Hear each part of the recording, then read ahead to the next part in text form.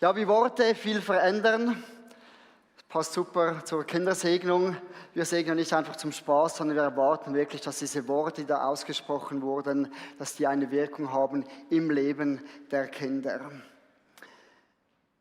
Im Text aus dem Jakobusbrief, in der Serie sind wir ja, da geht es um die Zunge, wenn wir über die Worte reden. Und es wird noch genügend ernst heute, deshalb starten wir etwas mit Humor. Die Zunge eines Chamäleons ist doppelt so lang wie sein Körper. Kannst mal deine Zunge messen, wahrscheinlich ist sie etwas kürzer. Die Zunge eines Blauwals wiegt mehr als ein durchschnittlicher Elefant. Und es gibt auch einen Mythos.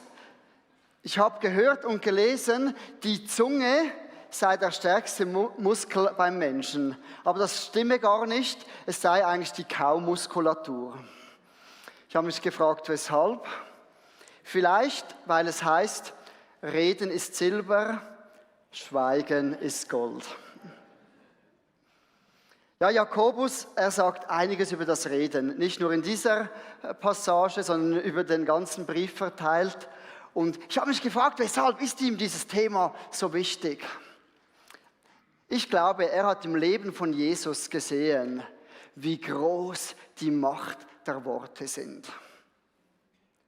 Und Jesus selbst, er hat mal gesagt, was ihr heute sagt, entscheidet über euer Schicksal. Entweder werdet ihr gerettet oder gerichtet. Vielleicht, wenn du die Bibel jetzt nicht so gut kennst, ist das etwas schwierig zu verstehen. Ich habe so ein Zitat gefunden, das es etwas mehr in unseren Worten ausdrücken würde. Du kannst deine zukünftige Lebensqualität durch die Worte bestimmen, die du heute aussprichst. Kennst du so Leute, die nur negativ reden? Und ich habe manchmal wirklich das Gefühl, denen passiert auch viel mehr Negatives.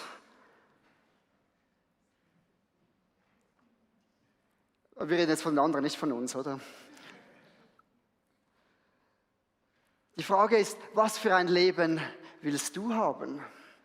Was für Worte sprichst du aus? Ich glaube, es ist ein Thema, das uns alle wirklich angeht. Was machen wir mit unserem Mund? Und wir lesen jetzt die ganzen Verse aus dem Jakobusbrief, Kapitel 3, Verse 1 bis 11. Liebe Brüder, es sollten nicht so viele von euch in der Gemeinde lehren wollen, denn ihr wisst, dass wir als Lehrer von Gott besonders streng beurteilt werden.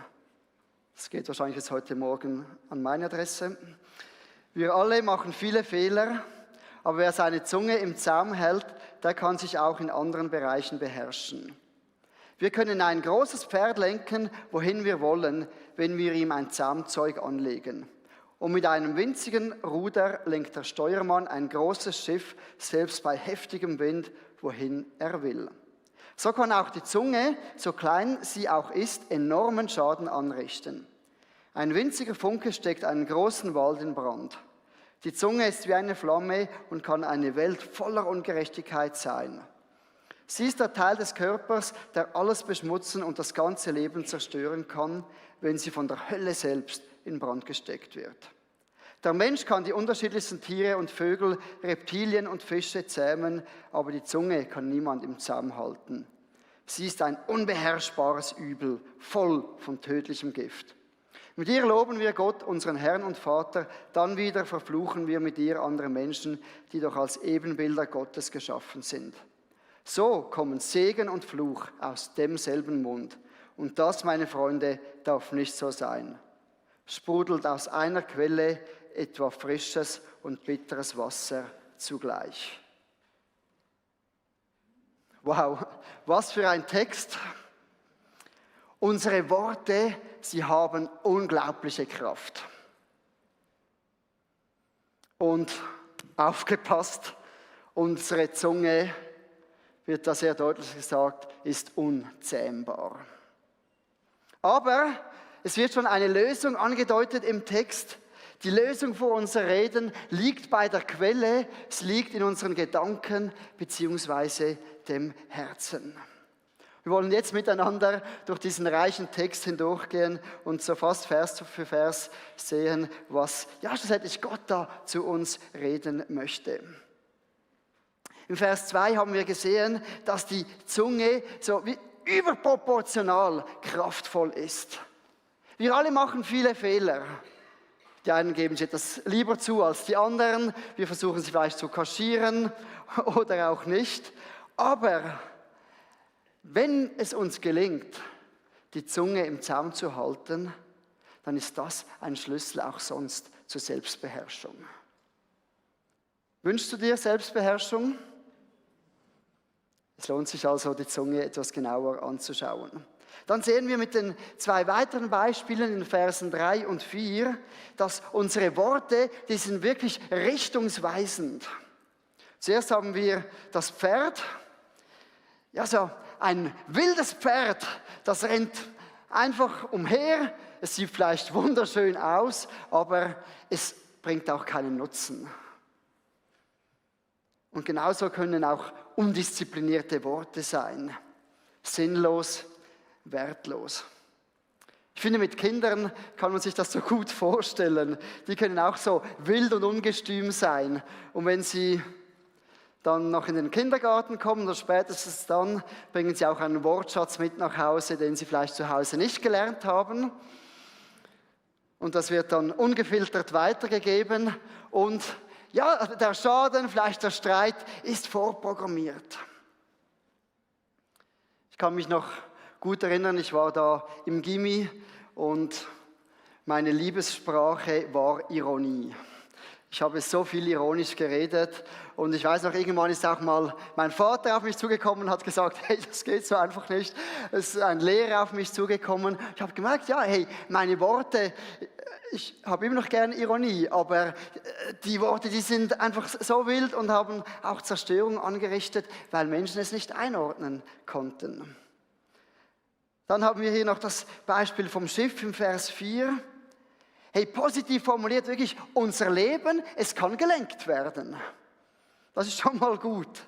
Und in diesen Versen sehen wir, sogar im heftigen Wind reicht dieses kleine Ruder. Vielleicht ist es gerade ein Wort für dich. Hey, in deinem größten Lebenssturm kann es am wichtigsten sein, auf deine Worte zu achten. Sie geben deinem Leben Richtung.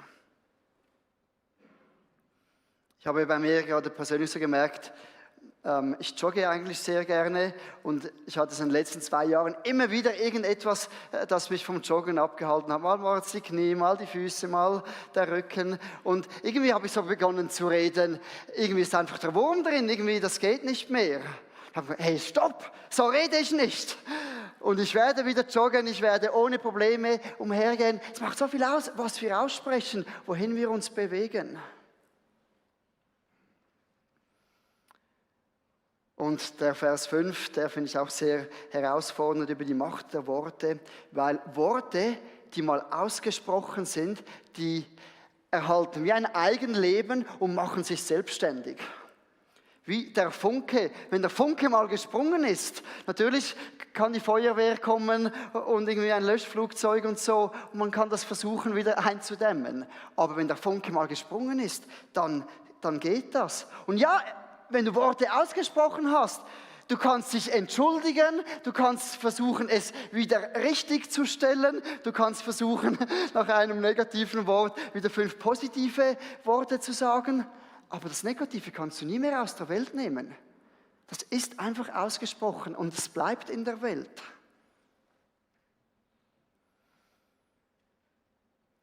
Worte können uns komplett zerstören.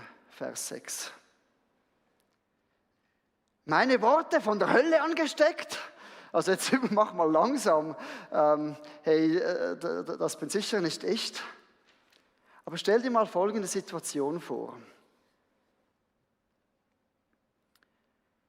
Du machst vielleicht eine lustige, aber auch eine verletzende Bemerkung zu einem Schulkollegen, einem Arbeitskollegen, einem Nachbarin oder so. Denkst dir nichts Böses dabei. Aber du musst schon sagen, eigentlich die Zunge hat sich etwas verselbstständigt. Und eben stell dir da vielleicht der Arbeitsplatz vor. Du machst einfach einmal den Witz, die anderen kriegen das mit im Team. Irgendwie finden es alle noch lustig. Es wird so zum Running Gag. Es finden es wirklich alle super lustig und komisch. Nur einer nicht. Und was mit einem Witz begonnen hat, endet vielleicht auch mal im Mobbing. Einfach so eine Dynamik, die durch Worte entstanden ist. Und wenn du wirklich ein Mobbingopfer fragst, wie es sich für dieses anfühlt, dann ist vielleicht diese Verzweiflung wirklich irgendwie mit einer höllischen Erfahrung gleichzusetzen. Wenn wir uns das vorstellen, das könnte praktisch jedem von uns passieren, oder? So schnell können sich Worte auch in diesem Fall verselbstständigen. Oder stell dir mal vor, alles, was du schon über dir selbst ausgesprochen hast, es wäre Wirklichkeit geworden. Angefangen in der Kindheit. Ich lerne das nie. Wer könnte heute nicht lesen? Oder alle hassen mich, niemand liebt mich. Jeder hatte vielleicht schon mal einen so dunklen Moment. Hey, ich finde keinen Job. Ich werde nie einen Partner, eine Partnerin finden. Immer trifft es mich, immer bin ich krank.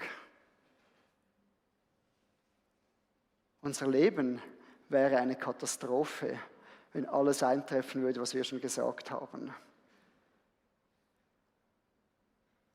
Aber wieso tun wir uns das an? Es gibt doch gar keinen Grund dafür. Die Zunge ist unzähmbar.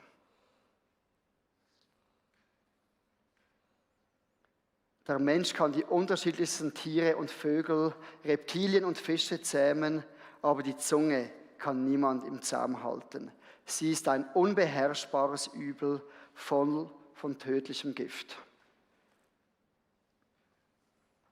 Ich kann mir vorstellen, dass da Jakobus noch so die römischen Traditionen im Hinterkopf hatte, mit all den wilden Tieren, die da plötzlich zur Schau gestellt wurden, im Zirkus, in all den Spielen, die da veranstaltet wurden. Und auch solche exotischen Tiere wurden irgendwie vom Mensch beherrscht. Auch wenn sie jetzt vielleicht nicht gerade Haustiere wurden. Und er sagt hier, hey, der Mensch ist dazu ganz vielem fähig, aber die Zunge, die kann er nicht in den Griff kriegen. Ja, wir alle können uns beherrschen. Und hoffentlich kommt nicht mehr so viel Müll aus deinem Mund, vielleicht noch als Kind. Irgendwo ist eine Sozialisierung passiert oder auch Gott hat dir geholfen, auf dein Reden zu achten. Aber wir alle wissen, bis zu einem gewissen Grad gelingt uns das. Und jeder von uns, er kann noch getriggert werden, dass da Dinge zu unserem Mund herauskommen, die wir bitter bereuen nachher. Momente, in denen wir einfach nur verzweifelt sind in unseren Gefühlen. Irgendwie, Kinder haben so eine Gabe, definitiv. Aber es können auch mal Arbeitskollegen sein, Ehepartner, Ehepartnerin, die häufig sogar noch die Leute, die uns eigentlich am liebsten sind, die die schlimmsten Dinge aus unserem Herzen hervorbrechen lassen können. In Versen 9 und 10, da lesen wir sollen nicht fluchen. Und das können wir vielleicht gerade so als Selbstcheck nehmen. Okay, ich fluche nicht. Du sagst, hey, ja, easy, fluchen, das tue ich nicht. Fluchen wird hier als Gegenteil dargestellt von loben und segnen. Wenn du es dir vielleicht aus diesem Gesichtspunkt anschaust, ist es wieder ein etwas härteres Urteil. Also aus meinem Mund kommt nicht nur Loben und Segnen. Im Jakobus 4, da sagt er auch, hey, wir sollen nicht schlecht reden über andere, wir sollen andere nicht be- und verurteilen. Ich glaube spätestens da, wenn wir das auch irgendwo in die große Kategorie des Fluchens nehmen, weil wir sprechen in diesen Momenten nichts Gutes aus über jemand anderem, dann trifft es uns alle.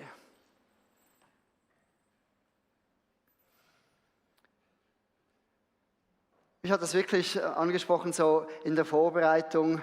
Ich würde sagen, ich habe meine Zunge noch häufig im Griff.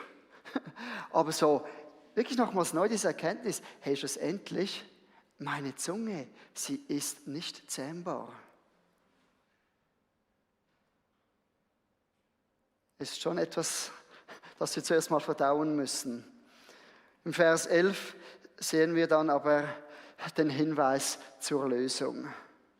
Eben die Quelle, eine Quelle, aus der entweder frisches oder bitteres Wasser herauskommt. Es kann nicht beides zugleich herauskommen. Jesus, er nimmt eigentlich dasselbe Bild auf und wendet es auf das Herz des Menschen auch an. Lukas 6, 45. Ein guter Mensch bringt aus einem guten Herzen gute Taten hervor. Und ein böser Mensch bringt aus einem bösen Herzen böse Taten hervor. Was immer in deinem Herzen ist, das bestimmt auch dein Reden. Wir sehen hier eine Abfolge, das Herz, dann kommt das Reden und schlussendlich die Taten. Zum Glück kommen nicht alle unsere Gedanken aus unserem Mund heraus. Das wäre schon sehr schrecklich. Aber schlussendlich ist es so, was im Herzen ist, wird irgendwo aus unseren Lippen kommen und wird auch zu Taten führen. Was können wir daraus schließen? Wir brauchen eine Veränderung an unserem Herzen. Es reicht nicht nur irgendwie versuchen, einen guten Filter zu haben über unserem Mund. Schlussendlich müssen wir das Problem vom Herzen her angehen. Und das ist eigentlich noch witzig, es ist ein bisschen ein Zirkelschluss, weil die Veränderung am Herzen, die beginnt auch mit dem Mund, nämlich mit einem Bekenntnis vor Gott. Zu sagen, Herr, ich habe es selbst nicht im Griff. Ich kann mein eigenes Herz irgendwie nicht in den Griff kriegen. Ich kann es nicht steuern. Bitte komm du mir zu Hilfe.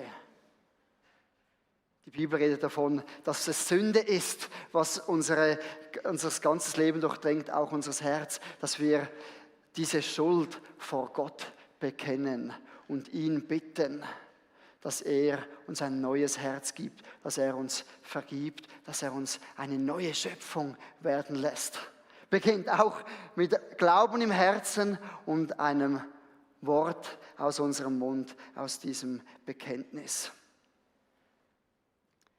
Mir gefällt auf dem zweiten Teil die Luther-Übersetzung, denn wes das Herz voll ist, das geht der Mund über. Das ist ja schon fast sprichwörtlich.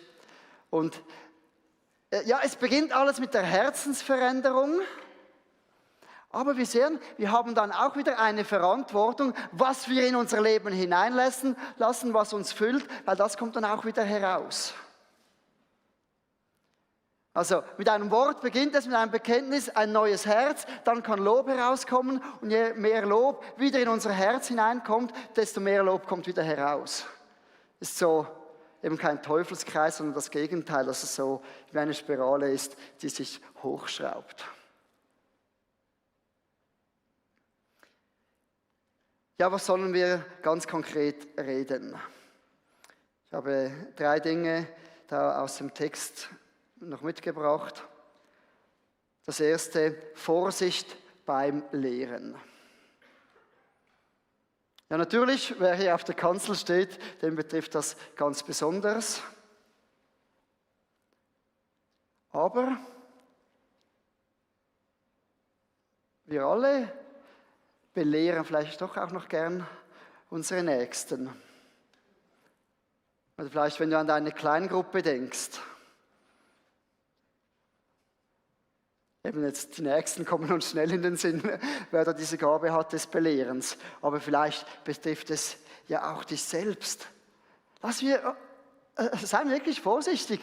Ermutigen wir, geben wir einander Lob, segnen wir einander. Aber seien wir wirklich vielleicht auch etwas zurückhaltend im Belehren. Es kann sehr befreiend sein, auch mal zu sagen, hey, ich weiß jetzt auch keine Lösung. Komm, wir beten einfach miteinander.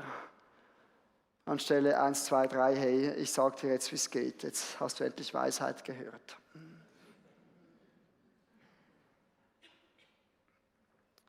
Das Zweite, was deutlich aus dem Text herauskommt, wir sollen loben. Im Kapitel 5 heißt es dort auch noch, hey, wir sollen unsere Dankbarkeit ausdrücken, wir sollen Loblieder singen. Und ja, natürlich, Lob darf auch in Singen münden. Es muss aber nicht.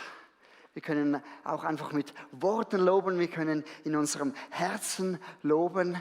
Es ist schlussendlich auch eine Herzenshaltung, ob ich mit Lob und Dankbarkeit durchs Leben gehe. Die Psalmen ist so die Sammlung der Bibel, in der wir lernen können, wie wir loben können. Und hey, da hat es auch Klagepsalmen drin. Also wir dürfen auch mal klagen vor Gott. Aber all diese Klagepsalmen sind eben immer wieder eine Wendung hin. Aber du Gott. Und es führt uns wieder ins Lob. Loben kann auf unseren Mitmenschen angewendet auch sein, hey, dass wir eben Ermutigung geben, dass wir Komplimente aussprechen. Das ist auch eine Art von Lob. Wenn wir Loben auf Gott anwenden, dann wird es uns immer wieder auch in eine Anbetung führen. Wenn ich einem Mitmenschen ein Kompliment mache, dafür muss ich ihn ja nicht anbeten. Aber wenn ich die Größe von Gott mir vor Augen führe, ihn lobe für das, was er ist, dann kann nichts anderes passieren, wenn ich das wirklich tue, dass ich ihn anbete, dass meine Hingabe zu ihm erneuert wird, dass sie tiefer wird.